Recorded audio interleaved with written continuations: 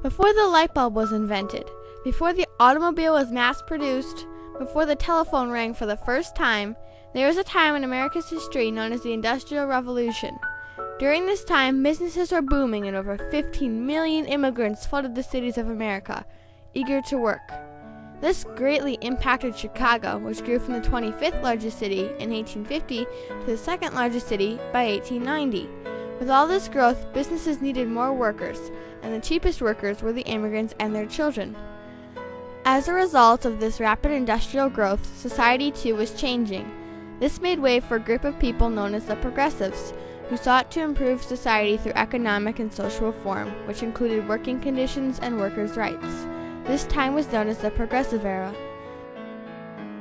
There were many women during this period whose names may be very familiar, like Nobel Peace Prize winner Jane Addams, Susan B. Anthony, or Ida B. Wells. However, this story focuses on a woman who is not well known, but whose legacy of protecting children lives on to this day. Her name is Florence Kelly, and her fight is for children's rights. Born in Philadelphia, Pennsylvania in 1859, Florence Kelly had many circumstances in her childhood that would impact her future defending children's rights. Her father was a U.S. congressman for 30 years. He told her stories of how he worked 14 hours a day as an errand boy. The first book she read had pictures of children working long hours in England carrying clay. And at age 12, she and her father traveled to the steel mills where she saw children younger than herself working with hot metal, their faces sad and tired. A colleague of hers wrote that these images stayed in her mind throughout her life. Kelley was one of the first women to graduate from Cornell University in 1882. Her thesis was entitled The Law and the Child. She continued her studies in Zurich, Switzerland, where she met and married her husband, moved to New York City, and became a mother of 3. After 7 years of marriage, her husband mistreated her, and she fled to Chicago with her children in the winter of 1891. Florence Kelly found herself at the doorstep of the settlement home Hull House on a snowy winter day. Founded 2 years earlier by Jane Addams, Hull House provided social services to the surrounding poor neighborhood. This would prove the perfect setting for Florence. Here, she would find several other women who shared the same compassion for social issues and reform as she did. Florence Kelly got to work right away. One of her major contributions during her first year at Hull House was the collection of data from the surrounding neighborhoods, known as the Hull House maps and papers. Well, I think that Florence Kelly actually had a major impact on Hull House in the fact that the Hull House maps and papers was actually one of the first sociological experiments ever to be done. And that actually really, I think, helped Hull House and the mission of social work and what Jane Addams wanted to do. So that was able to bring social work to another level. Kelley found children as young as 6 years old working 12 to 14 hours a day, earning $2 to $4 a week. Sometimes they operated dangerous machines, worked in bad light, and in filthy conditions. Young paper boys would be up in the middle of the night waiting for the newspapers. These children did not attend school and often couldn't speak English, read, or write. Many children became sick or deformed from the jobs they were doing, and were never able to become productive adults. Because the lawmakers were so far away in downstate Springfield, they were out of touch with the work environments in Chicago. So Kelley invited a group of legislators up to Chicago to see the working conditions for themselves. She took them on a tour of several sweatshops, tenements, and factories where children were employed. The working conditions they witnessed were so filthy, damp, crowded, and disease-ridden that some legislators refused to enter these places.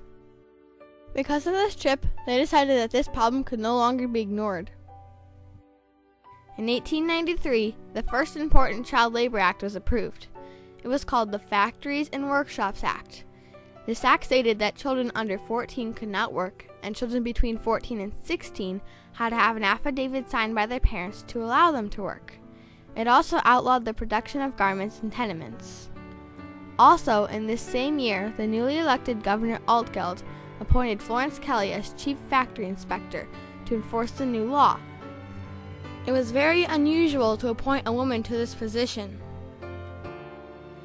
It also showed what women could do. And so this was an amazing reflection on the accomplishments of a whole new generation of women who were breaking out of traditional women's roles. The Factories and Workshops Act literally covered child labor issues in factories and workshops only. So in 1897, the act was extended to include child labor issues in other places that children would work, such as offices, laundries, mercantile institutions, and stores. It also shortened their workday to 10 hours a day or 60 hours a week, and provided seats for girls to use either during their work duties or during breaks.